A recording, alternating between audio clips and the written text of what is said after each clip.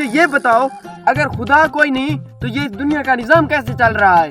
अरे ये दुनिया का निजाम कशिश शकल की वजह से चल रहा है और हर बड़ी चीज छोटी चीज को अपनी तरफ खींच लेती है। इसी वजह से दुनिया का निजाम खुद ब खुद चल रहा है।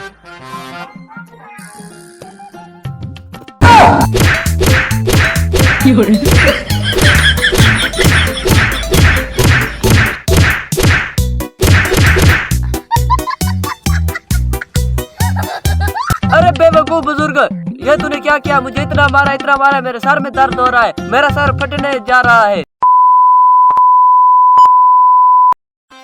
अरे बाबूजी, नाराज क्यों होते हो और मुझे गालियाँ क्यों दे रहे हो? ये जो कुछ हुआ है कशिश शकल का नतीजा है। तुम्हारी खोपड़ी ने मकनातीसी कुव्वत की तरह मेरे डंडे को अपनी तरफ खींच लिया था। अब आप बताएं, कसूर मेरा है या आपकी खोपड़ी का?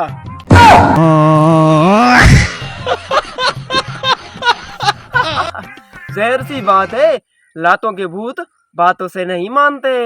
हेलो।